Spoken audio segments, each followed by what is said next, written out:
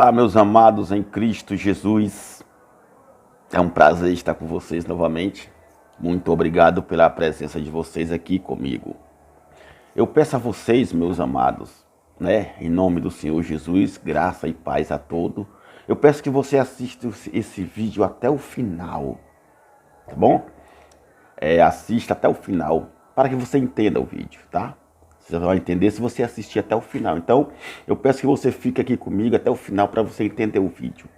Hoje vamos desmascarar as maiores mentiras dos evangélicos que têm se alastrado pelo mundo durante muitos séculos. Durante muitos anos, os evangélicos têm se apropriado da Bíblia. Não todos, mas a maioria das religiões evangélicas no mundo se apropriam da Bíblia para passar mentiras e engano para o povo. E muitos têm se enriquecido com a Bíblia Sagrada, que tantas pessoas têm vivido a fé. E hoje vamos falar deles, vamos desmascará-los. Eu quero que você acompanhe comigo aqui as grandes, maiores mentiras dos evangélicos, tá bom? Deixe seu like, eu peço em nome de Jesus que você se inscreva no canal, ative o sininho para você saber as notificações, receber pelo YouTube, as notificações dos próximos vídeos, tá? Por favor, eu peço a vocês, por favor, que você deixe o seu like aí, ó, tá? O seu joinha, tá bom? Se inscreva no canal. Eu peço a você em nome de Jesus, vamos fortalecer esse canal para podermos libertar milhares de pessoas do sistema religioso que tem enganado muita gente. Vamos aqui então, a primeira grande mentira. Vamos nessa. A primeira grande mentira dos evangélicos é muito clara, e isso eles vêm falando há muitos e muitos anos. Essa é uma das grandes mentiras deles, que já está mais do que comprovado através de estudos e pesquisas que nós temos, feito na Bíblia, fora da Bíblia, pelas datas, pelo tempo. E essa é uma das grandes mentiras que eles têm dito até hoje, onde muitos têm se enganado, onde muitos cristãos, crentes evangélicos já morreram, há muitos anos já morreram acreditando nessa mentira e nunca viram chegar, e nem nunca verão, porque isso já aconteceu. A mentira não é da Bíblia, é a mentira dos evangélicos. A primeira grande mentira é esta: Jesus está voltando. Não é isso que eles dizem? Fazem até música, Tem até música, o rei está voltando, o rei está voltando. Tem várias músicas que eles fazem dizendo que Jesus vai voltar. Jesus está voltando. É o fim do mundo. Essa pandemia, essas doenças, essas desgraças no mundo, é a volta de Jesus que está perto. Não porque está na Bíblia. Está na Bíblia que Jesus está perto, que ele breve vai voltar. O que você entende sobre a palavra perto, breve, logo, em pouco tempo? Nós estamos em 2020, meu amado. O ano é 2020, o século é o século 21.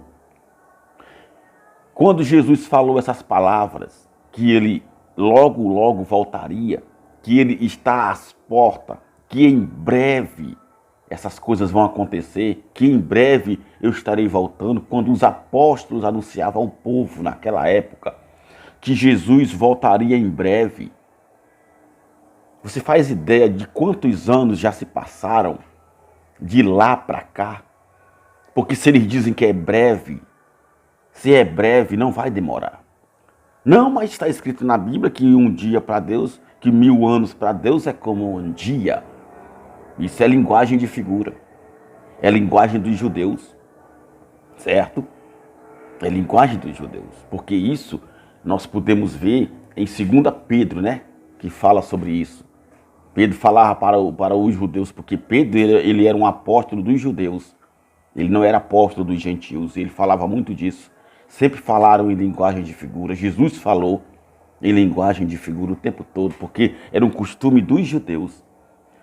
1000 anos para Deus é como um dia para Deus é como mil anos. É a mesma coisa. Davi também falou. Davi falou que para ele valia mais um dia na casa do Senhor do que 1000 anos fora da casa do Senhor. Não foi assim que ele falou, Davi? Então, ele iria passar 1000 anos? Davi passaria 1000 anos vivendo? Não. Foi só uma expressão, uma força de expressão que ele falou. Assim falou Pedro, assim falou Jesus. Mas quando ele fala que em breve ele volta, é porque é em breve. Não vai demorar, porque não vai demorar, meu amado.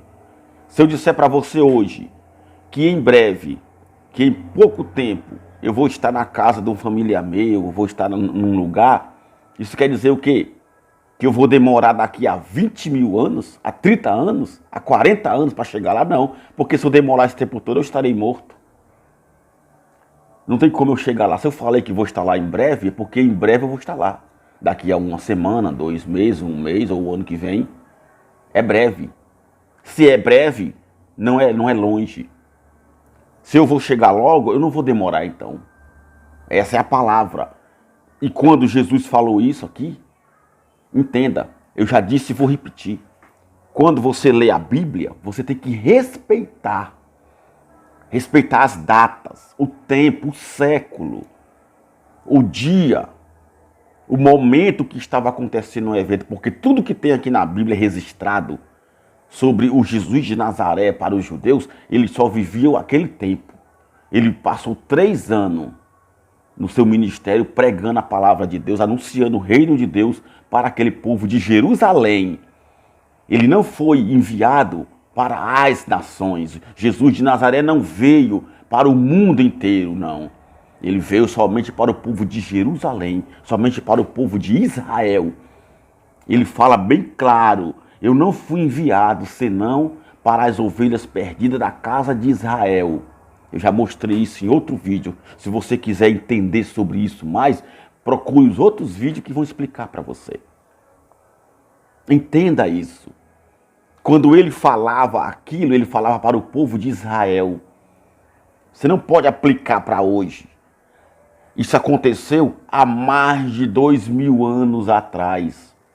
E até hoje os crentes evangélicos estão nessa falsa ilusão, nessa grande mentira que Jesus está voltando. Ele já voltou.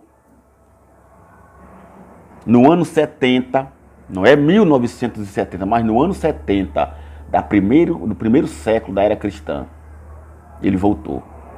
Ele voltou para julgar o povo, porque o julgamento que a Bíblia fala, o grande dia do juízo, nunca foi para o mundo, não era para os gentios, só era para o povo de Israel. Desde os profetas, desde o profeta Isaías até o profeta Malaquias, se você analisar na Bíblia, eles relatam, eles falam a respeito da destruição de Jerusalém. O tempo todo eles profetizaram. Até João. João foi o último dos profetas. De lá para cá não existe mais profeta. O que existe são dons de profecia, que é diferente do profeta. Entenda isso. Não se destaque como um profeta hoje que você é um mentiroso. Certo? Existe o dom de profecia que é dado a todos. Todos. Porém, alguns não adotam esse dom. Mas os que adotam esse dom de profecia estão aí profetizando não coisas estranhas, enganosas. Mas a profecia que eles dão hoje é simplesmente o evangelho da graça de Cristo e mais nada. Outras coisas são adivinhações. A profecia hoje não é o futuro do fulano, e nem o passado do ciclano, e nem a desgraça de ninguém. A profecia hoje é você falar o evangelho, as verdades do evangelho da graça de Cristo. Então, essa é a grande primeira mentira dos evangélicos. Que Jesus está voltando. Aqui em João, no capítulo 21, vamos entender que se Jesus está voltando, então você sabe onde é que está vivendo João hoje? Porque aqui Jesus fala para o discípulo dele, o apóstolo Pedro, ele fala que João ficaria vivo até a volta dele. Entendeu? Somente dos apóstolos, só quem viu Jesus voltando foi João. Porque João, ele foi preso, ele foi colocado como em quarentena na ilha de Pátimo pelo imperador Nero, no ano 68. Entre os anos 67 e 68, ele foi colocado lá na ilha de Pátimo, uma pequena ilha que tem. Entendeu? Nos arredores daquela região da Palestina ali, de Israel. Entende? Então, ali naquela ilha de Pátimo, João escreveu o livro do Apocalipse para o povo de Jerusalém e para o povo da Ásia Menor. Escrita às sete igrejas. As cartas foram escritas para as 7 igrejas que existiam ali, naquela região. Não era para mim nem para você. Respeite o tempo da Bíblia. Respeite a data. Aqui, quando João descreve essa passagem aqui, quando Jesus fala aqui para Pedro, ele está falando no ano 33, olha só. No ano 33 do primeiro século da era cristã. Desse ano 33 para cá, já se passaram mais de 2000 anos. Então, se ele fala aqui que João ia ficar até que ele viesse, quer dizer que João está vivo esses anos todos? Onde é que João mora? Ele mora na tua casa? Ele está na tua igreja? Eu não vejo João aqui. O apóstolo João não está vivo hoje, esperando Jesus voltar.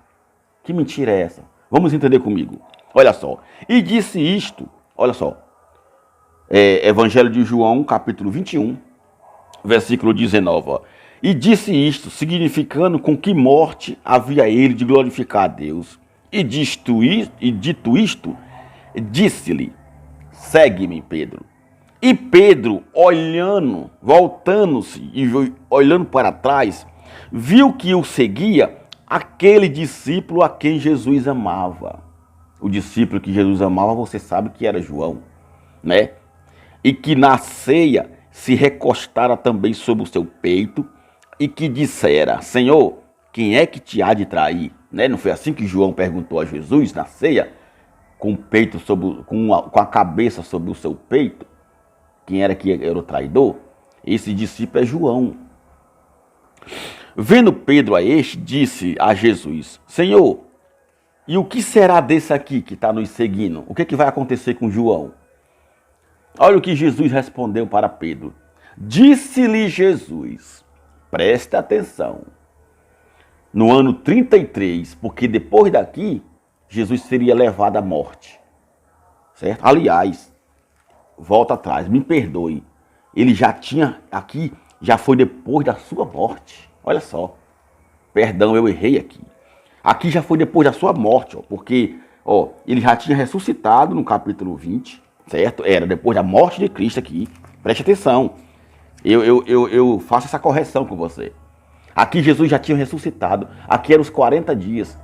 41 dias, se eu não me engano, que ele estava aqui passando com os discípulos. Depois da sua ressurreição, ele ficou aí nesses 41 dias, até ser levado aos céus. E aqui, ele falou isso para Pedro. Olha só, no ano 33, o que foi que ele falou? Disse-lhe Jesus a Pedro, se eu quero que ele fique, preste atenção, até que eu venha, o que te importa? Quanto a você, me segue. Entendeu aqui? Jesus falou, se eu quero que ele fique até que eu venha, meu amado, vamos entender isso aqui. Você acredita que isso aqui foi escrito quando? Ontem? Porque é assim que vocês leem a Bíblia. É assim que os evangélicos, eles leem a Bíblia, eles futurizam o que está escrito aqui. Eles falam como se tivesse sido escrito ontem, o ano passado. Isso aqui não foi escrito em 2005. Isso aqui não foi escrito. Isso aqui que Jesus falou, ele não falou em 2010, em 2015, em 1970. Ele não falou isso aqui no ano 300, no ano 400, no ano de 1500. Não. Isso aqui ele falou no ano 33 para os discípulos. Entendeu? Nessa época aqui, não existia nem a Europa e nem a América, porque a América foi descoberta no século XV, como o Brasil também.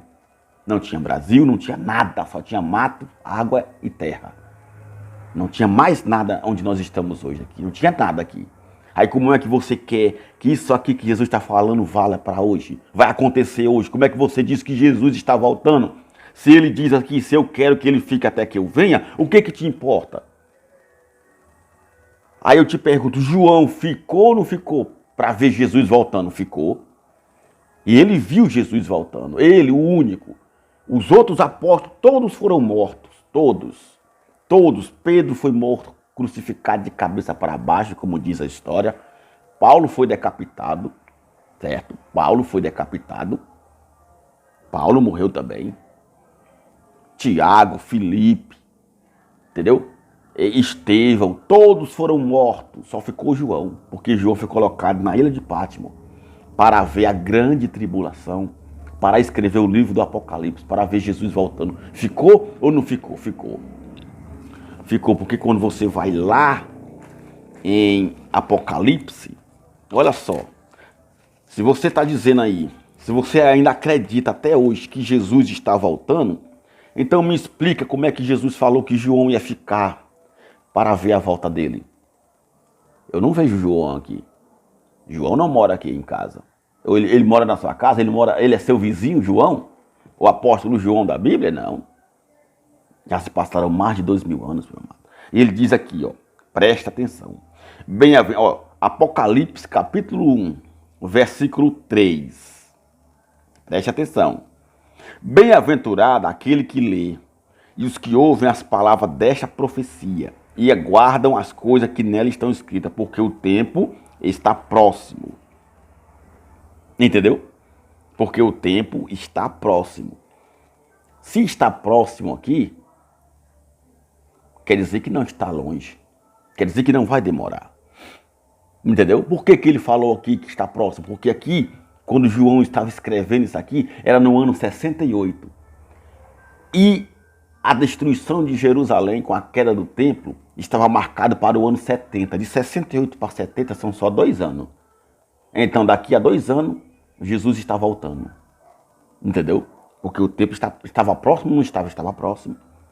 Não faz sentido se está próximo aqui, ser para hoje ou para amanhã, que nem vocês esperam. Porque se fosse, estava escrito assim aqui, ó. Porque o tempo ainda vai demorar. Porque o tempo vai demorar mais de 20 séculos. Porque o tempo vai demorar mais de 2000 anos. Não está escrito assim. Está escrito que o tempo está próximo. E aqui, João, no versículo 9, ele fala assim, ó. Eu, João, olha só, que também sou vosso irmão e companheiro na aflição, meu amado. Pelo amor de Cristo. Se João está dizendo aqui, o autor do livro, quem escreveu está falando aqui que eu, João, que também sou vosso irmão e companheiro na aflição. Olha só. Se ele está dizendo que é nosso irmão, que é companheiro, isso quer dizer o quê? Que ele está participando. Se ele está participando, então como é que é para hoje? Não faz sentido, meu amado, isso aqui.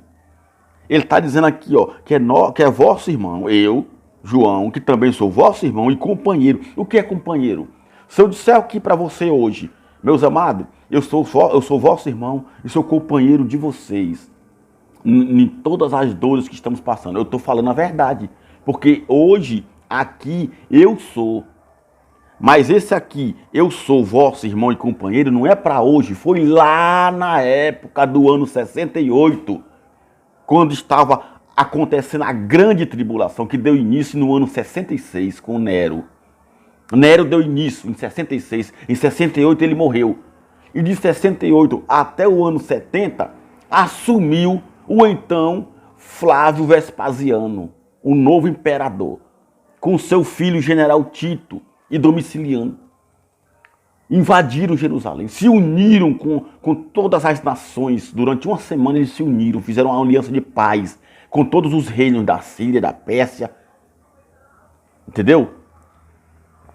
Todos se reuniram com ele, do Egito, para guerrear, para para então sitiar Jerusalém e tomá-la e massacrar o povo. Porque você pode ler desde Isaías até Malaquias que eles vêm falando sobre isso aqui. Eles vêm falando e vêm falando sobre a destruição de Jerusalém. Todas as profecias são para Jerusalém, não é para gentil, que somos nós, não é para ninguém de fora. Tudo só aconteceria em Jerusalém. Você pode ler, você pode ver que tudo só era para Jerusalém. Não tinha nada a ver conosco. Está aqui. João está dizendo que é companheiro. Se ele está dizendo que é companheiro na aflição, na tribulação, é porque ele está participando. Quando isso aqui é uma pessoa que está se incluindo. Agora, se ele não tivesse aqui se incluindo na tribulação, ele escreveria assim, ó. E eu, João, que vejo os irmãos passando por essa tribulação. Ou, aliás, que os irmãos vão passar. Eu, João, estou descrevendo que irão passar. Que vocês vão passar. Que o povo vai passar por essa grande aflição. Não é verdade? Por quê? Porque ele não estaria participando. Mas se ele diz que é irmão, eu também sou vosso irmão e eu também sou companheiro na aflição. Quando eu digo isso, eu estou me colocando, certo? Quando eu falo isso, eu estou me colocando também, certo? Como participante do que está acontecendo. Não faz sentido. Ele diz aqui, eu estava na ilha chamada Pátimo, por causa da palavra de Deus e pelo testemunho de Jesus Cristo. Qual foi o testemunho de Jesus Cristo? O testemunho foi o que ele falou lá em João, no capítulo 21 com Pedro, quando Jesus falou, se eu quero que ele fique até que eu venha, o que te importa? E ele ficou, está aqui. Ele não morreu. João morreu depois do ano 70, porque ele viu toda a tribulação, ele viu Jesus voltando, ele viu o julgamento, ele escreveu tudo, o livro da vida que Deus traria, descendo nas nuvens, porque descer nas nuvens quer dizer juízo e condenação. Quando Jesus fala, e vereis o Filho do Homem vindo nas nuvens com seus anjos. Quando ele fala isso para os fariseus, ele está falando em linguagem de figura. E só os judeus entendem isso. Que vir sobre as nuvens é trazer juízo e condenação sobre o povo. Entendeu? E ele diz mais, ó, eu fui arrebatado no Espírito no dia do Senhor e vi detrás de mim uma grande voz como trombeta que dizia, eu sou o Alfa e o Ômega, e o primeiro e o derradeiro. E o que tu vês, escreve num livro e envia às 7 igrejas que estão no Brasil. É isso aqui? Não.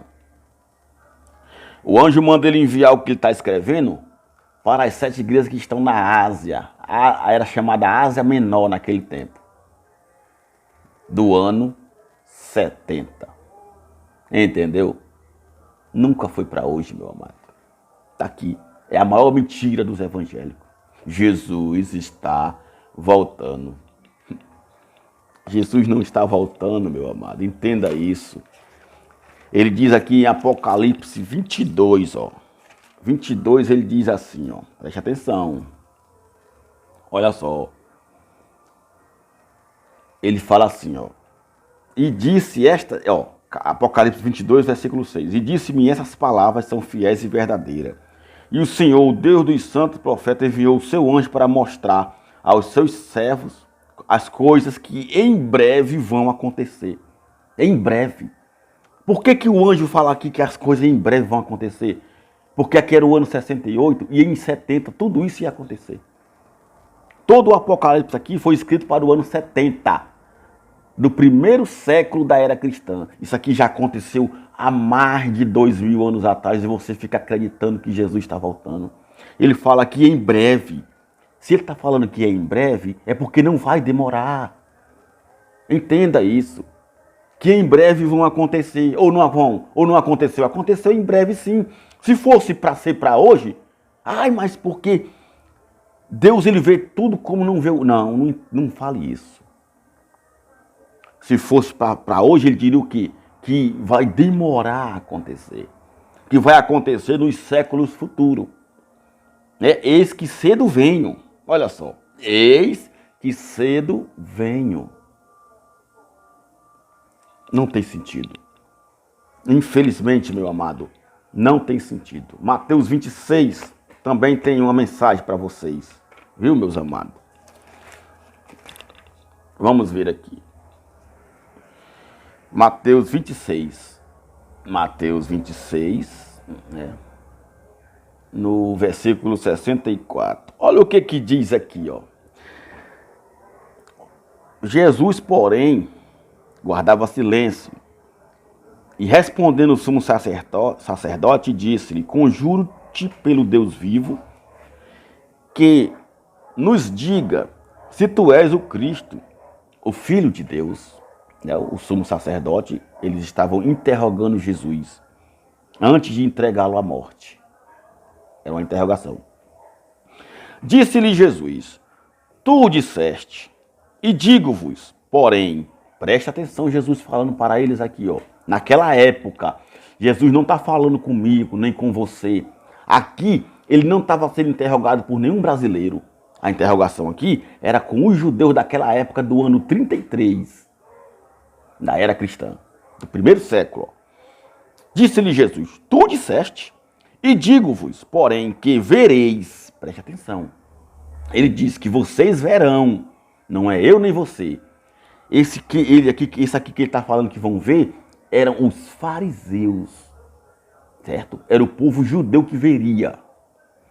Que vereis em breve. Mais uma vez ele fala em breve. Ele nunca fala que vai demorar. Ele nunca fala. Eu digo que vereis em breve o Filho do Homem vindo assentado à direita do poder, vindo sobre as nuvens do céu. Entendeu? Ele disse aqui que os fariseus viriam. Se Jesus fala que os fariseus iriam ver ele vindo sobre as nuvens, você sabe onde é que mora algum fariseu hoje? Tem algum aqui? Desses que estavam aqui com Jesus, não tem. Porque já se passaram mais de 2000 anos, é impossível ter alguém vivo daqui. Não é verdade? E então o sumo sacerdote rasgou as suas vestes, dizendo: blasfemou. Para que mais precisamos de testemunho? Eis que bem ouvistes agora a sua blasfêmia. Por que o sumo sacerdote, irado, revoltado, rasgou as suas vestes, dizendo que Jesus blasfemou? Porque ele entendeu que o que Jesus falou, que ele viria sobre as nuvens, ele traria juízo. Era juízo que viria sobre aquele povo. Só Deus podia trazer o juízo. Como os profetas vinham profetizando, desde Isaías até Malaquias. Entendeu? É isso que ele estava falando aqui. Porque ele entendia essa linguagem de Jesus, porque ele é judeu. Em Marcos 9. Marcos 9.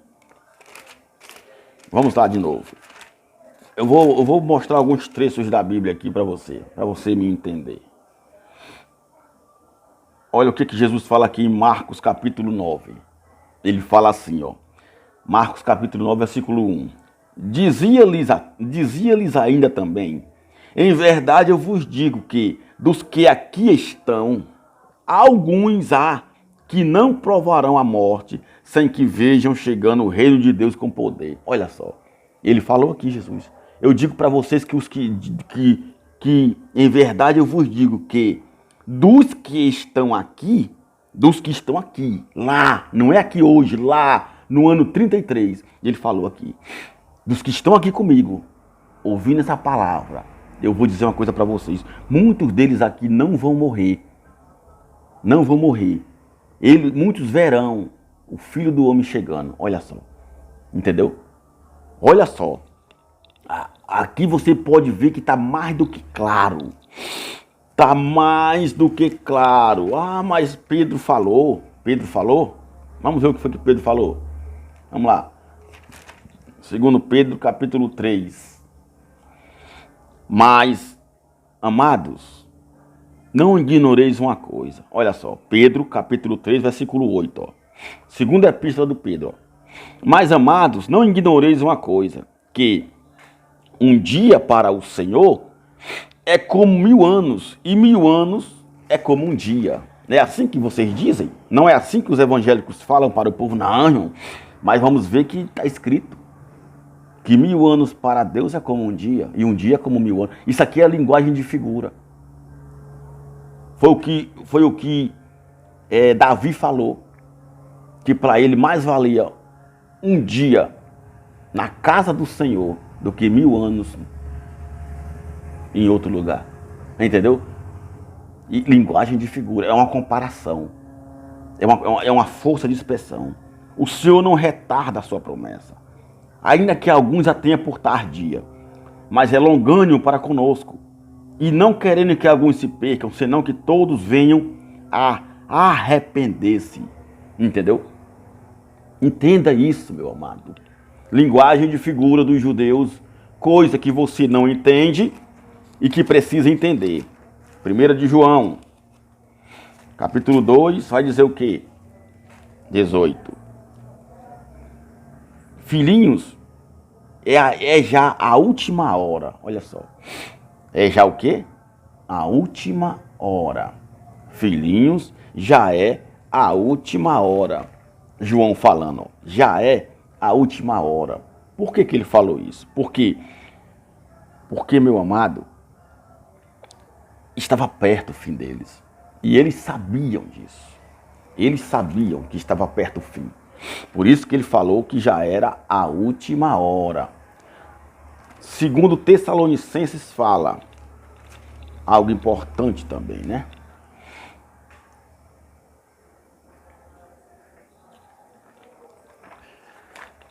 Jesus está voltando, irmão. É o que vocês falam por aí. Mas não é verdade. Jesus já voltou. E está mais do que comprovado. Está mais do que comprovado que Jesus já voltou. Entendeu? Está mais do que comprovado. Ó, ninguém de maneira alguma vos engane, porque não será assim, sem que antes venha a apostasia e se manifeste o homem do pecado, o filho da perdição. Aliás, eles dizem que tem que ter a apostasia e se manifeste o homem da iniquidade, que vai entrar no templo, né? Que vai se sentar no trono de Deus, como se fosse o próprio Deus. Isso já aconteceu, meu amado. O homem da iniquidade que fala aqui era Tito. Era o general Tito que entrou com ganância. Porque o que ele mais queria, se você quiser saber dessa história, você pode ler nos livros históricos de Flávio Joséfo que fala. Porque Flávio Joséfo ele fala claramente nos seus livros históricos sobre a destruição de Jerusalém. Ele fala que o general Tito, como uma besta feroz, que ele era a oitava besta do Apocalipse, viu? Tito, porque o Apocalipse fala da besta, mas a besta não é só uma que fala de várias bestas, de 5 que já haviam caído, que foram os primeiros imperadores que existiram na época de Jerusalém, dominando sobre Israel, os imperadores romanos. O 6º foi Nero, o 7º foi Vespasiano e o 8º foi Tito. 8 bestas terríveis que vinham com ira, com ódio, espumando ódio e ira contra o povo de Israel. Quando João descreve como uma besta, ali é uma linguagem de figura que ele está falando novamente. Linguagem de figura, explicando isso. Entendeu? E isso já aconteceu. Isso já aconteceu. Eu vou explicar para você, porque a segunda grande mentira dos evangélicos é a grande tribulação. Muitos evangélicos morreram, muitos crentes morreram há muitos anos atrás, acreditando que iria passar por essa grande tribulação, que viria essa grande tribulação, né? A grande tribulação. Vamos em Lucas 21. Olha o que fala em Lucas 21 a respeito dessa grande tribulação. Você tem que entender que a grande tribulação aconteceu e Jesus anunciava já o que iria acontecer na grande tribulação, mas ele não fala aqui que era para outro povo, que não era para outras nações, só era para Jerusalém, porque os profetas já anunciavam a grande tribulação. E Jesus aqui relata, em Lucas 21, 20. Olha só. Mas, Lucas capítulo 21, versículo 20. Mas quando virdes Jerusalém cercada de exércitos, Jesus falando, mas quando virdes Jerusalém cercada de exército, sabei então que é chegada a sua desolação. Mas quando virdes que em Jerusalém, ele está falando aqui que o evento seria em Jerusalém. Ele está falando isso aqui que ia acontecer no ano 70. Viu? Porque antes disso aqui, o que ele fala? Ó, no versículo 3, ó. Por quê? Porque os discípulos... Não, aqui, aliás. Não é no versículo 3, é no versículo 6. Porque quando ele sai do templo, os discípulos chamam ele para mostrar a construção do templo. E Jesus fala assim, ó. Quanto a estas coisas que vocês estão vendo, dias virão em que não se deixará pedra sobre pedra que não seja derrubada. Ele anuncia a destruição, ele profetiza aqui a destruição do templo de Jerusalém, que aconteceu no ano 70, com a invasão, certo? Do exército romano com os outros exércitos que ele se uniu e cercaram Jerusalém durante 3 anos. Um cerco terrível, onde causou muitas mortes, muita destruição. Atearam fogo na cidade. Milhões de pessoas morreram queimadas, morreram de fome, morreram a fio da espada. Ele fala aqui, mas quando vir de Jerusalém cercada de exército, Jerusalém, o evento era para Jerusalém o tempo todo, você sabe disso. Saber então que é chegada a sua desolação. Então, os que estiverem na Judéia, fujam para os montes. Os que estiverem no meio dela, saiam. E os que estiverem no campo, não entrem nela. Porque dias de vingança são estes, para que se cumpram todas as coisas que estão escritas. Tá vendo? Desde o profeta Isaías até Malaquias, se você ler, você vai ver que eles falam sobre a destruição de Jerusalém. O tempo todo eles falam sobre a destruição de Jerusalém. E aqui Jesus estava anunciando. Ele fala assim, e cairão, né, no versículo 24, e cairão ao fio da espada. Quer dizer, nunca era para hoje, né? Hoje você não vê exército usando espada. Exército hoje usam armas de fogo, usam bombas, helicópteros, né? Usam tanques de guerra. Antigamente não tinha. Antigamente era o lança, espada, né? Flechas, certo? Por isso que Jesus fala que eles cairão ao fio da espada. E para todas as nações serão levados cativos. E Jerusalém será pisada. Jerusalém, pelos gentios. Até que os tempos dos gentios se completem. Tá aqui, meu amado. Tá aqui, meu amado. A grande tribulação que você tanto espera nunca foi para nós. Entendeu? Como fala também lá em Apocalipse, né? Como eu li para você há pouco tempo agora, como eu li logo há pouco, sobre Apocalipse capítulo 1, versículo 9, também que fala que João estava participando da aflição da tribulação. Entendeu? Mateus 17. O que fala aqui em Mateus 17? Vamos lá. Mateus 17, versículo 11.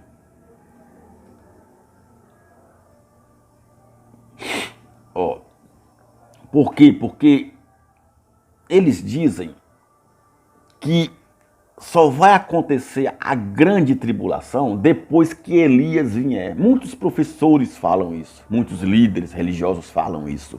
Que primeiro vai vir Elias, certo? Vai vir Elias para pregar para o povo de Jerusalém. Olha só. Só vai ter a grande tribulação quando vier Elias. Mas Elias já veio. Jesus fala aqui, E Jesus, né? Mateus 17, 11 e 12, E Jesus respondendo disse-lhe, em verdade, Elias virá primeiro. Atenção. E restaurará todas as coisas. Mas digo-vos que Elias já veio e não o conheceram. Mas fizeram tudo o que quiser, assim farão. Farão eles também padecer o Filho do Homem. Então entenderam os discípulos que ele estava falando de João Batista. Tá vendo? João Batista foi Elias. E ele já veio. Entendeu? Né? Não diz que primeiro tinha que vir Elias? Então ele veio mesmo. Tá aqui, Tá mais do que comprovado que Elias já veio. Essa mensagem que eles passam para você que tem que vir Elias primeiro para restaurar Jerusalém é mentirosa, porque ele já veio. Ele era João Batista. Eu vou mostrar de novo aqui em outras partes da Bíblia. Vamos aqui em Malaquias.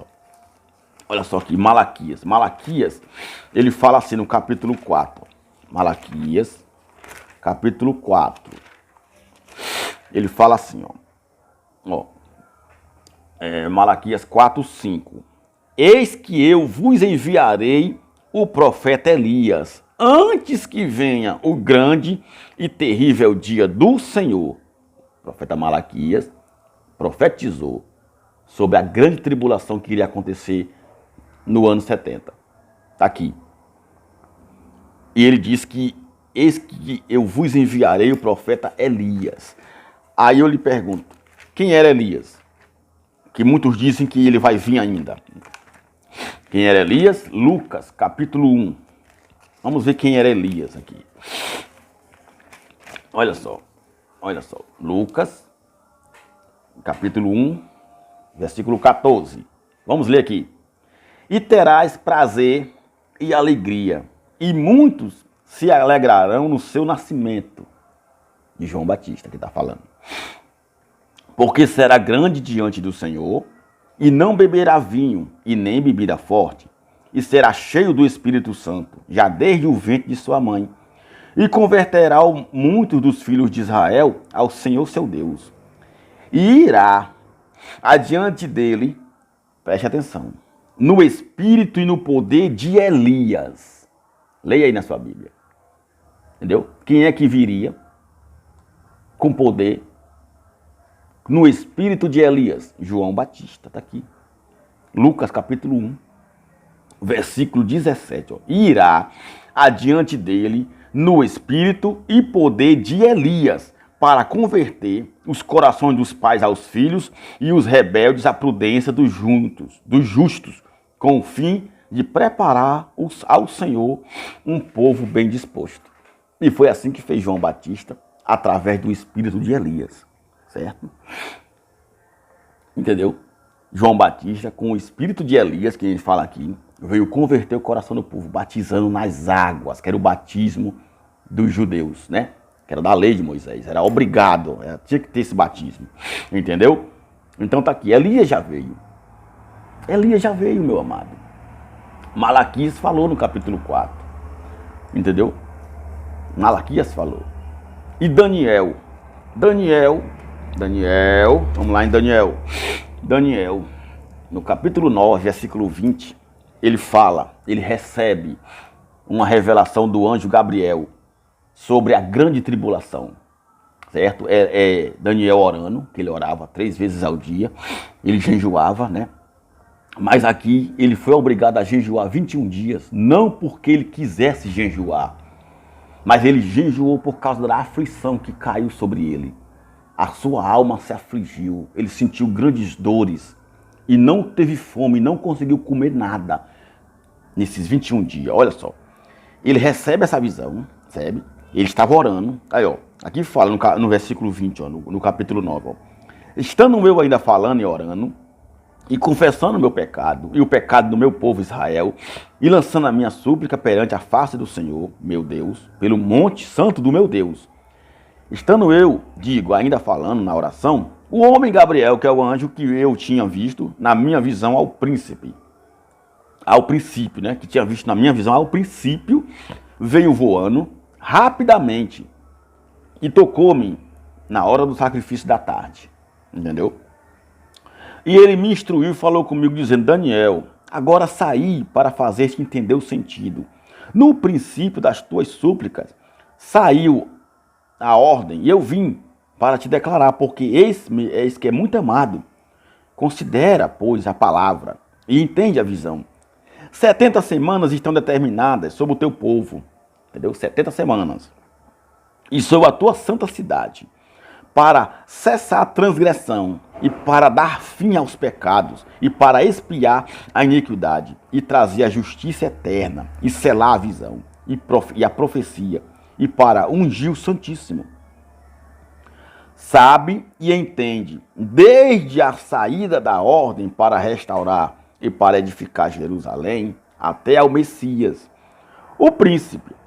Haverá 7 semanas e 62 semanas as ruas e o muro se reedificarão, mas tudo em tempo angustioso. E depois das 62 semanas será cortado o Messias, mas não para si mesmo, certo?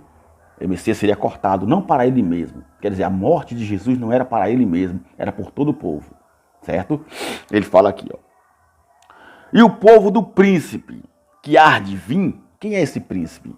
Esse príncipe aqui que Daniel, ele está relatando, aliás, que o anjo está relatando a Daniel, era o príncipe romano, filho de Vespasiano Tito, que entraria no templo como uma besta feroz. Ele já estava profetizando aqui sobre ele, ó, que ele há de vir, destruirá a cidade e o santuário, tá vendo? Ele entrou, destruiu a cidade e o templo de Deus, na época, certo?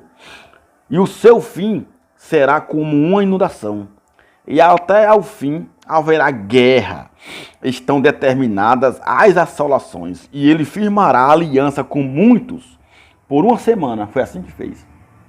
Ele fez aliança com os outros príncipes dos outros reinos, das outras nações, para invadir Jerusalém. Eles fizeram esse acordo de paz. Esse é o acordo de paz que está descrito aqui, ó, certo? E na metade da semana fará cessar o sacrifício e a oblação. E sobre a asa das abominações virá o assolador. E isso até a consumação. E o que está determinado será derramado sobre o assolador. No terceiro ano de Ciro, capítulo 10, do livro de Daniel, já fala aqui, ó, capítulo 10, versículo 1. No terceiro ano de Ciro, rei da Pérsia, foi revelada uma palavra a Daniel, cujo nome era chamado de Beltessassar. A palavra era verdadeira e envolvia grande conflito. E ele entendeu esta palavra e tinha entendimento da visão. Naqueles dias, eu, Daniel, estive triste por 3 semanas. Olha só.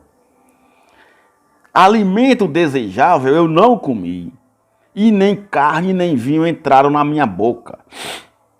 Nem me ungi com unguento, até que se cumpriram as 3 semanas.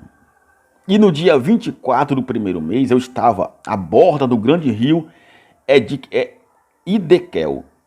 E levantei os meus olhos e olhei, e eis que um homem vestido de linho, e os seus lombos cingidos com ouro fino de ufaz. Olha só a visão. E o seu corpo era como berilo, e o seu rosto parecia um relâmpago, e os seus olhos como tochas de fogo. Olha só, isso aqui é a linguagem de figura dos judeus. Não existe homem nem ou anjo com olhos de fogo. Era só uma força de expressão que ele estava dizendo. Entendeu? E só eu, Daniel, tive aquela visão. Os homens que estavam comigo não viram. Entendeu? Só ele teve essa visão. Esse anjo veio e disse para Daniel, que era muito amado, certo? Se você ler aqui o capítulo, você vai entender. Entendeu? E falando comigo estava a palavra. Então me disse, não temas, Daniel, porque desde o primeiro dia em que aplicaste o teu coração a compreender e a humilhar-te perante o teu Deus, são ouvidas as tuas palavras, e eu vim por causa das tuas palavras. Mas o príncipe do reino da Pérsia me resistiu 21 dias. E eis que Miguel, um dos primeiros príncipes, veio para ajudar-me. E eu fiquei ali com os reis da Pérsia. Esses reis da Pérsia, esses príncipes da Pérsia que resistiu a Miguel, que resistiu a Gabriel, não são diabos, satanás, que nem os pastores falam, que nem os líderes religiosos falam, colocando medo no povo, não, meu amado.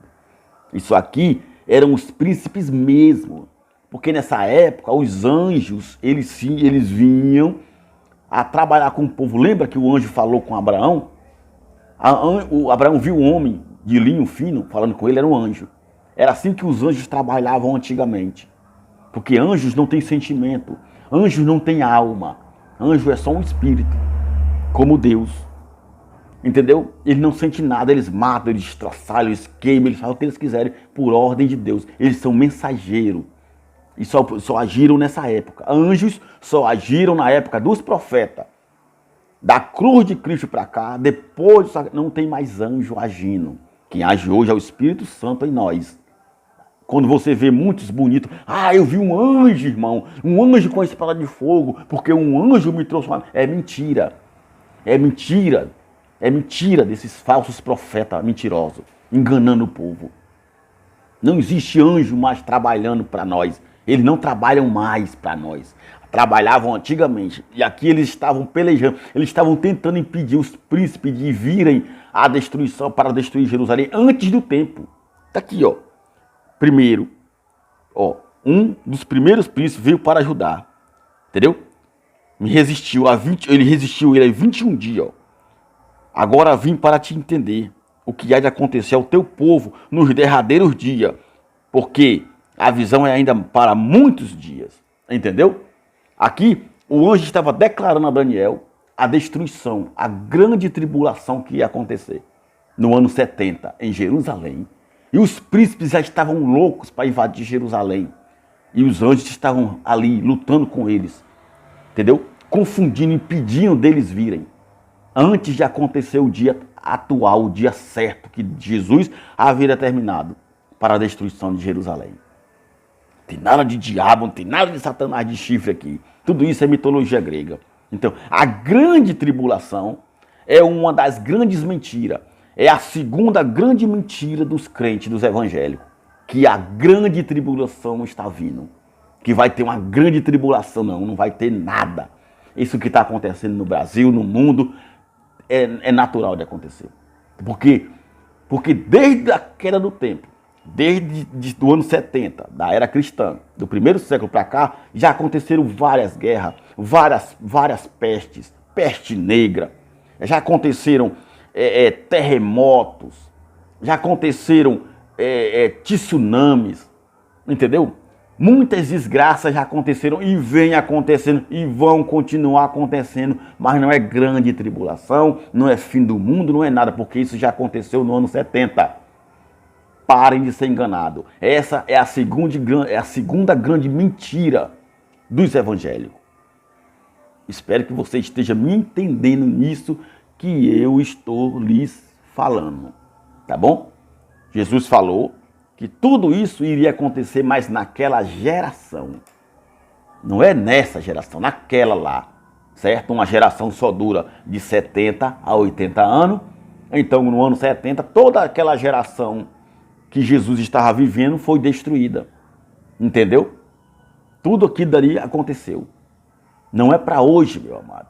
Ele fala que seria em breve. Se era em breve, é porque não vai demorar. A outra grande mentira deles é a Santa Ceia. É a terceira grande mentira dos evangélicos. É a tal chamada Santa Ceia. Porque, primeiro, que não tem Santa Ceia na Bíblia. Né? Não tem. E eles usam muito 1 de Coríntios, capítulo 11. Né? É o que eles mais usam para enganar o povo. Os pastores, os líderes, certo? Eles usam tudo isso para enganar o povo, né? Sobre a chamada Santa Ceia. Mas não tem Santa Ceia na Bíblia. Primeiro que não era Santa Ceia. Primeiro que era a Páscoa dos judeus, certo? Era a Páscoa dos judeus. E aqui é ceia do Senhor. No versículo 17 do capítulo 11 de 1 Coríntios. É a ceia do Senhor. E outra. Aqui era uma cidade de Corinto. Uma cidade portuária, uma cidade comercial, que ficava na Grécia, e esse povo aqui não era judeu. Por isso que Paulo fala que quando você come indignamente, você está se amaldiçoando. Por quê? Porque o que come e bebe indignamente, come e bebe para a sua própria condenação. Verdade. Entendeu? Por quê? Porque não era judeu. A Páscoa só foi determinada para os judeus. Jesus não mandou. Porque quando Jesus levantou o pão e o cálice, ali ele estava instituindo a Santa Ceia para a igreja. Você vê isso na Bíblia? Primeiro que naquela época ali, era o ano 33. Certo? Era o ano 33. E somente os discípulos ali participaram com ele. Porque era uma festa judaica, eram 7 dias de festa que eles realizavam todo ano, relembrando o sofrimento do Egito, que foi isso que Deus falou para Moisés e Arão, certo? E era a Páscoa. Jesus ali pegou o pão e o vinho, porque depois dali ele seria levado para a morte. Por isso que ele falou, isso é o meu corpo que será dado por vós. E foi dado por ele, por nós, aliás, pelo povo de Jerusalém. A morte de Cristo na cruz ali representava aquele pão que ele levantou. Aí eu te pergunto, quando você levanta esse pedacinho de pão hoje, com esse sucozinho de uva, que você diz que é o corpo e o sangue de Cristo, isso quer dizer o quê? Que ele ainda vai morrer? É isso mesmo? Você está anunciando a morte de Cristo. Isso é uma blasfêmia.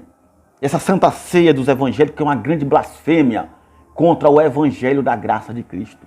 É uma grande blasfêmia, pode ter certeza disso. Porque não foi instituída para mais ninguém. Só era para o povo de Israel e não era Santa Ceia. Não era Santa Ceia. Quem inventou essa Santa Ceia, tirando da Bíblia, foram os católicos, sobre o imperador Constantino, quando ele inventou uma falsa conversão ao cristianismo. Porque eles sempre adoraram o Deus Sol, um Deus egípcio, que os gregos também adotaram.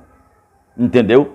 Esse Deus Sol é tanto que você vê nas batinas de padre, naquele cetro que eles seguram quando fazem aquelas reuniões, aqueles eventos, né? Como tem esse aleluia. Você pode analisar que eles levam aquele cetro com aquele arco e ao redor dele os raios. Aquilo ali é um sol. E vocês enganados não conseguem discernir o que é aquilo dali. Ali, pessoal, é o Deus Sol. Eles não adoram Jesus. Eles adoram Maria, eles adoram o Deus Sol.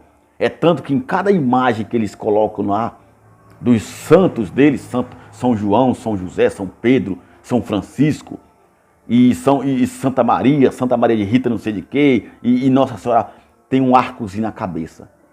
Você já viu aquele arcozinho com os raios? Ali é o Deus Sol. É o que eles adoram até hoje. Eles adoram o Deus Sol, que é o patrono deles. São idólatras. Entendeu? Então, ele inventou essa santa ceia, dizendo que um pedacinho de pão e o cálice de vinho de suco de uva era o sangue de Cristo, mas é mentira, porque o corpo de Cristo é a igreja. Ali, ele representou como o corpo dele, porque ele ainda seria entregue. Ele ainda iria para a cruz. Então ele falou que fazer isto em memória de mim. Não é isso que diz aqui, ó? Você pode ver, ó. Porque todas as vezes que comerdes este pão e beberdes este cálice, anunciais a morte do Senhor até que ele venha. Aí eu te pergunto, Jesus está morto ou Jesus está vivo? Porque para mim, o meu Senhor Jesus Cristo ressuscitado está vivinho. Ele vive em mim. Eu não vou levantar pão e nem suco de uva dizendo que é o corpo dele, porque eu estou anunciando a morte dele. Todos os evangélicos e católicos que participam dessa Santa Ceia hoje estão anunciando a morte daquele que vive. Jesus está vivo e vocês estão dizendo que ele está morto. Porque quando você faz um ato em memória de alguém, eu te pergunto, fazer algo em memória de alguém é de alguém que está vivo ou de alguém que está morto? É de alguém que está morto. Quando você vai no cemitério, você vê lá naquelas lápides, nos túmulos, em memória de fulano, em memória de fulano. Você vê lá em memória. Por quê? Porque ali o fulano está morto. Você faz algo em memória de quem está morto. Então levantar Santa Ceia hoje, repetir esse ato hoje, é uma blasfêmia contra o sangue de Cristo, é pisar o sacrifício do Senhor Jesus. Porque ele está vivo. Ele falou, vocês vão repetir isso, vocês vão fazer isso em memória de mim. E os discípulos, e foi só para os discípulos que ele falou isso. Entendeu? Os discípulos, tá aqui, ó. Porque eu recebi do Senhor, Paulo falando, mas Paulo não recebeu nada. Paulo não estava lá. Paulo não estava lá na ceia de Cristo, quando ele fez lá a festa da Páscoa com os discípulos. Ele não era um dos 12 apóstolos, nem ele e nem Lucas. Nem ele e nem Lucas. Entendeu? Então ele não recebeu nada, que ele está dando só um exemplo. Ele falou, ó, é um exemplo que eu vou dar aqui. É um exemplo que ele está dando. Não era para eles participarem, porque eles não eram judeus. E aqui Paulo não está instituindo uma nova Santa Ceia, que nem vocês falam. Não tem nada aqui, ele não diz aqui em lugar nenhum que nós temos que tomar Santa Ceia. Você acha na Bíblia aqui, Jesus falando que é uma nova Santa Ceia para os crentes, para os evangélicos, para a igreja dele? Não, ele não tem lugar nenhum na Bíblia, você não acha. Não tem como você provar, porque primeiro, quando Jesus instituiu aquela Santa Ceia lá, que não é Santa Ceia, que era a Páscoa, certo? Primeiro, que era no ano 33. Se era no ano 33, o que é que isso quer dizer então? Isso quer dizer que já se passaram mais de 2000 anos. Então, ele está falando com os discípulos, que ele fala aqui, ó. E chegado, ó, Lucas 22, Lucas capítulo 22, 7, ó. Chegado, porém, o dia dos ázimos, olha só, em que importava sacrificar a Páscoa. Preste atenção. A Páscoa. Olha só. E mandou Pedro e João dizendo, ide, preparai a Páscoa para que a comamos. Páscoa. Certo? Ano 33, do primeiro século da era cristã. Jesus está mandando que os discípulos prepararem a Páscoa. Não era a Santa Ceia. Os discípulos. E eles lhe perguntaram: onde queres que a preparemos? E ele lhes disse: eis que quando entrar na cidade, encontrareis um homem levando um cântaro de água. Segui-o até a casa em que ele entrar. E direis ao pai da família da casa: o mestre te diz, onde está o aposento em que hei de comer a Páscoa com os meus discípulos? A Páscoa. Não era a Santa Ceia. Entendeu? E eles entraram e prepararam. Olha só. E Jesus lhes disse: desejei muito comer convosco esta Páscoa antes que eu padeça. Jesus desejou muito essa festa da Páscoa com os discípulos. Porque vos digo que não comerei mais até que se cumpra no reino de Deus. Entendeu? Jesus levanta o cálice, mas ele não manda que ninguém tomar Santa Ceia. Ele fala com seus discípulos: fazei isto em memória de mim. Com quem que ele está falando? Com você? Comigo? Com o povo brasileiro? Não. Ele está falando com os discípulos, porque naquela noite só estava com ele os 12 discípulos e mais ninguém. Somente os 12 discípulos. Não tinha Paulo e nem Lucas. Paulo lá em 1 Coríntios fala aquilo para os coríntios. Ele não está mandando, ele está repreendendo. Ele está dando uma representação. Eles mostraram uma ideia que ele ouviu. Ele ouviu, ele não recebeu. Ele falou que recebeu porque o escritor botou, mas ali é uma coisa errada. Porque Paulo não estava aqui com 12. Paulo não participou da ceia do Senhor aqui no ano 33. Certo? Aqui em Corinto já é entre os anos 51 ou 60, não sei. Mas eu só sei que é antes do ano 70, há mais de 2000 anos atrás, ele está repreendendo o povo de Corinto, porque o povo de Corinto era um povo idólatra, imoral, entendeu? Se você ler toda a história, você vai ver que o povo era ridículo, era um povo incrédulo, carnal, que dava muito trabalho. E Paulo veio repreendendo eles desde a sua rebeldia, a sua idolatria, porque eles adoravam muito, o povo de Corinto era muito idólatra. Eles sacrificavam muitas coisas aos ídolos. E Paulo vinha repreendendo até chegar na ceia. Quando chegou na ceia, ele falou que eles estavam tomando aquilo ali, mas era errado. Primeiro, que a Páscoa foi instituída para os judeus. Primeiro, certo? Vamos entender. Vamos entender aqui em Êxodo. Certo? Êxodo. Vamos ver para quem era a Páscoa. Vamos lá. Ó. Êxodo no capítulo 12. Depois do povo sair do Egito, Deus fala assim, ó, capítulo 12. E falou o Senhor a Moisés e a Arão na terra do Egito, dizendo: este mês vos será o princípio dos meses. Este vos será o primeiro dos meses do ano. Falai a toda a congregação de Israel, dizendo: aos 10 deste mês, tome cada um para si um cordeiro, segundo as casas dos pais. Um cordeiro para cada família. Pronto. A ordem aqui é cada um tomar um cordeiro. O que era a Páscoa? A Páscoa era o quê? Era um cordeiro, certo? Era carne de cordeiro. Olha só. Era pães ázimos, entendeu? E ervas amargas, entendeu? E será por 7 dias, certo? Porque 7 dias não se acha nenhum fermento na vossa casa. Entendeu? Era pães ázimos, certo? Ervas amargas e carne de carneiro, de cordeiro. Isso era a Páscoa. Não é esse pedacinho de pão, esse copinho de suco de uva que você toma na sua igreja não, meu amado. Viu? Isso aí é errado. Isso aí é errado. Aqui no versículo 43 ele fala, ó, disse mais o Senhor a Moisés e a Arão: esta é a ordenança da Páscoa. Olha só, nenhum filho do estrangeiro comerá dela. Está mais do que claro aqui. A ordem que Deus deu a Moisés e a Arão era que ninguém de fora, nenhum estrangeiro de Israel, quem são os estrangeiros? Os gentios, eu, você, todas as pessoas, todas as nações que não eram israelitas, que não eram judeus, não podiam participar. Está aqui, ó. Nenhum estrangeiro comerá da Páscoa. Entendeu? Não pode, isso é errado. A Igreja Católica inventou a Santa Ceia, sob o regime de Constantino, e os evangélicos adotaram, blasfemando, contaminando, pisando o sacrifício do Senhor Jesus. Isso é errado, muito errado, errado, errado e errado. Entendeu? Errado. Tá bom? Então, é a quarta mentira. Aliás, a terceira mentira. A primeira mentira, Jesus está voltando. A segunda mentira, a grande tribulação. E a terceira mentira dos evangélicos é a tal de Santa Ceia. Não tem na Bíblia. Jesus não manda e nem os apóstolos em lugar nenhum você acha mandando que a igreja dele tem que tomar Santa Ceia. É mentira de quem falou isso para você.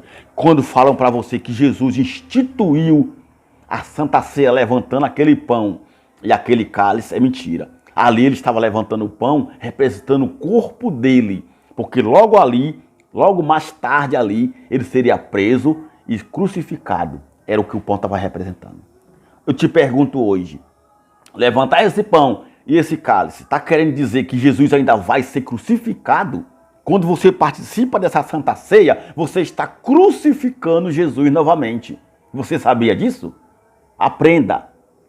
Parem de ser enganado. É mentira. A quarta mentira desses cães gulosos é sobre o dízimo. Dízimo não é dinheiro. Dízimo sempre foi alimento. Eu já mostrei várias vezes e vou repetir de novo. Malaquias fala que era para o povo de Israel a sentença. Leia lá Malaquias capítulo 1, entendeu? Leia Malaquias capítulo 1. Quando fala sobre o dízimo, é para os levitas.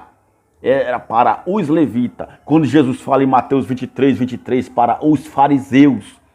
Ele falava do moinho, da hortelã e do endro. Não era dinheiro, nunca foi dinheiro. O dízimo sempre foi alimentos. Deuteronômio 14, 22, leia na sua Bíblia. Eu não vou poder falar tudo porque o tempo está se esgotando. Tá? Por causa da hora. Mas eu quero que você entenda que a primeira grande mentira dos evangélicos é Jesus está voltando. Ele já voltou no ano 70. Você está esperando alguém que nunca voltará. Entendeu? Ele já voltou, ele já julgou o povo. Porque o grande julgamento do trono de Deus, do eterno que fala em Apocalipse, era para o povo de Jerusalém. Leia os livros dos profetas, que desde Isaías até Malaquias, ele falava da destruição de Jerusalém. Ele não falava de outro país, ele não falava de outra nação, a não ser Jerusalém. E Jesus veio e profetizou em Lucas. Ele profetizou em Lucas, em Mateus, tudo ele fala. Mateus 24, Lucas 21, ele fala da destruição de Jerusalém. O evento era para Jerusalém. Sempre foi. Entendeu? Porque o povo que nasceram no primeiro pacto, na primeira aliança que Deus fez com Abraão, quando Abraão repartiu aqueles animais lá e colocou em fila e Deus passou no meio como um fogo, ali era uma aliança que Deus estava fazendo com Abraão. Ali era o primeiro pacto que constava depois, mais na frente, com as leis de Moisés. Jesus na cruz aniquilou, destruiu, pôs um fim na lei de Moisés. E nos outros vídeos você pode ler isso, você pode ouvir isso, você vai entender. Assista os outros vídeos para você entender. Assista, você vai ver. Você vai entender essas verdades. Entendeu? E a quarta mentira é que você tem que dar dízimo. Ninguém tem que dar dízimo. Por quê? Desde a morte de Cristo, desde o ano 70 com a destruição do templo, 3 séculos, os primeiros cristãos não deram mais dízimo, porque o dízimo foi instituído somente para os levitas. Os levitas. Você pode ver isso em Números 18, 21, 22, Levíticos 27 e 30. Procure saber disso, que você vai entender. E Deuteronômio 14, 22 fala a respeito do dízimo, que era alimento. Os levitas, a tribo de Levi, não tinha herança, não tinha terra. Então, eles foram determinados para serem sacerdotes do Deus Altíssimo no templo. Antes não tinha templo, era o tabernáculo, feito por tenda, e ali eles habitavam ali. E ali eles trabalhavam, oferecendo sacrifícios do povo. E o povo com suas plantações, os animais, levavam 10% todo ano, e era uma vez por ano. O dízimo era levado para os levitas, para alimentar as viúvas, para alimentar os órfãos e os estrangeiros. E os pobres. Entendeu? Leia Deuteronômio 14, 22. Você vai entender. E também Levítico 22, certo? Você vai entender também em Levítico, né? Sobre o dízimo. Levítico 27. Tem dizendo. Levítico 27, número 18, 21, 22 e Mateus 23, 23. Tudo isso fala sobre o dízimo. Porque, meu amado, o dízimo é a maior mentira contra o povo hoje. É o maior crime que existe no mundo, é o dízimo. Porque através do dízimo, muitos líderes religiosos são milionários. São milionários através do dízimo do povo. Porque quem criou essa lei do dízimo em dinheiro, preste atenção, foi a partir do século V. No século V, 3 séculos, os primeiros cristãos não davam dízimo, porque não tinha levita, porque só quem podia receber dízimo era os levitas.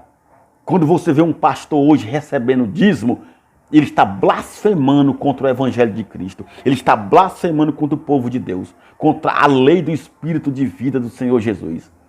Porque já foi aniquilado na cruz, não tem mais lei. E o dízimo se tornou uma lei de Moisés. E Cristo aniquilou. E era alimento. E só quem podia receber era os levitas. Os pastores que recebem dízimo hoje são cães gulosos, mentirosos, enganadores. Então, no século V, na África, certo? Um então católico chamado Augustino, ele criou a lei do dízimo, leu na Bíblia, viu o dízimo e criou essa mente maligna, obrigando os crentes da época, os cristãos, a darem o dízimo da sua renda, do seu salário, do seu dinheiro. Quem não desse, seus bens eram confiscados. Ele, sobre a ameaça, colocando medo no povo, o povo obedeceu. E toda a Europa, então, passou a dar dízimo. E de lá para cá, muitos séculos, o povo vem nesse engano, nessa mentira. Dando dízimo para esses cães gulosos. Que não tem na Bíblia, que é dinheiro, é alimento, só era para os judeus, só era para os levitas. Não tem nada a ver com nós, não tem nada a ver com você. Entendeu? Então, é a quarta mentira. A quinta mentira dos evangélicos é que eu sou profeta. Não. Não, senhor. Você veja lá em Lucas 16, 16. Entendeu? Que ele fala que a lei e os profetas duraram até João. A lei e os profetas duraram até João. Tá aqui, ó. Lucas, capítulo 16, versículo 16. A lei e os profetas duraram até João. João Batista foi o último profeta. De lá para cá, não existe mais profeta. O que tem em 1 Coríntios sobre os dons espirituais é dom de profecia. E esse dom de profecia não é adivinhação. Não é adivinhando o futuro e nem falando do passado e nem nada de ninguém. É o evangelho da graça. Profetizar hoje é você falar do evangelho da graça para libertar as pessoas do mal. Isso é o dom de profecia. Eu sou profeta. Eu estou profetizando, o Senhor está me revelando, o Senhor está me dizendo que vai ter uma grande fartura na tua casa, que você vai... Não, nada disso. Isso é mentira. Isso é carne. Isso é um crente, é um pastor, é um bispo carnal, mentiroso, mentindo para você. Não é profeta coisa nenhuma. Os profetas e a lei duraram até João, tá aqui. Acabou, não tem mais. Batismo nas águas é outra grande mentira. Tá bom? E eu vou explicar mais para vocês em outros vídeos. Porque vamos ficando por aqui, meu amado. Mas as grandes mentiras dos evangélicos são essas. Ó. Primeiro, Jesus está voltando. Ele não está voltando, ele já voltou. Certo? Já mostrei para você. Segunda grande mentira, a grande tribulação. A grande tribulação, desde o profeta Isaías, que já profetizava até Malaquias, era para Jerusalém. E Jesus falou isso também. A terceira grande mentira é a Santa Ceia. Não tem Santa Ceia na Bíblia, era a Páscoa dos judeus. A quarta mentira, dízimo. Dízimo na Bíblia era alimento, isso era para os judeus, para dar aos levitas. Só os levitas podiam receber. Não tem mais hoje. A quinta mentira, sou profeta. A lei e os profetas duraram até João, está na Bíblia. Lucas 16, 16. E a sexta mentira, batismo nas águas. Não tem batismo nas águas. Foi uma lei dos judeus. Ah, mas Jesus se batizou. Jesus te batizou. Então, se o batismo... Para que é o batismo nas águas que vocês dizem? Não é para perdoar pecado? Não é para remissão de pecados? Não é isso que vocês dizem? Se era para remissão de pecado, então Jesus não se batizou? Jesus tinha pecado, por acaso? Não. Então como é que é para remissão de pecado? Entenda, Jesus se batizou para cumprir a lei. João Batista falou o quê?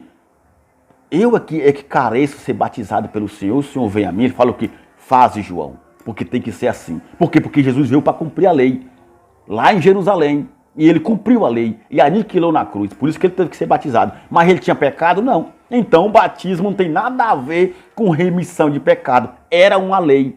Desde o povo que estava com Moisés, que lavava as carnes, os cabritos ali, para ficarem puros. Porque lavagem com água significava uma purificação. Purificava o que estava fora. Não o que estava dentro. É que nesse batismo nas águas é mentiroso. Se fosse verdade, porque a Bíblia diz que só existe um batismo. E você já te batizou quantas vezes? Tem gente que se batiza 20 vezes. Batiza a primeira vez, comete o pecado. E pequei, irmão, vou ter que me batizar de novo. Se batiza de novo, vai se batizando. Tomou milhares de banhos. Eu fui um quando estava no sistema religioso. Eu tomei banho várias vezes. Tudo mentira, não tem nada de remissão de pecado, não lava ninguém. Porque o velho homem fica lá e levanta o novo homem. Mentira. Você está tomando um banho, você está tirando sua sujeira. Cada mergulho é um flash, né? Mentira, meu amado. Não tem isso. É a sexta mentira, grande mentira dos evangélicos. A sétima é campanhas. Jesus não mandou fazer campanha e nem os apóstolos. A oitava, somos pecadores. Nós não somos pecadores. Nascemos na graça de Cristo. Somos lavados, regenerados, purificados, santificados, glorificados no sangue do Senhor Jesus. Eu vou explicar tudo isso em outro vídeo. Eu estou dando só um parecer aqui, certo? Então, porque você só teve medo do diabo, do devorador, do inferno, de pecar contra Deus, quando você entrou numa igreja. Entendeu? Não é verdade? Você só passou a ter medo disso. Você só passou a ter medo de diabo, de devorador, de inferno, de pecar contra Deus, de perder salvação, quando você entrou numa igreja evangélica. Porque antes de você entrar, você não tinha medo de nada. Você só veio dar conhecimento dessas coisas quando você entrou lá, certo? Porque lá, só é de Deus quem é dizimista, quem participa de Santa Ceia, quem é batizado nas águas. Entendeu? Ou quem vai para o altar. É isso. Antes de você entrar numa igreja dessa daí, você não tinha medo de nada. Mas foi só você entrar, você conheceu tudo isso e passou a viver esse medo enganado. Meu amado em Cristo Jesus, nós vivemos na graça do nosso Senhor Jesus Cristo. E nós estamos trazendo para você essas revelações da graça. Esse evangelho sem barganha, sem mentira, sem enganação, da graça de nosso Senhor Jesus Cristo. E eu digo para todos vocês, vocês são a igreja de Cristo. Nós somos a igreja de Cristo. Somos lavados, purificados pelo seu sangue. Entendeu? Parem de ser enganados.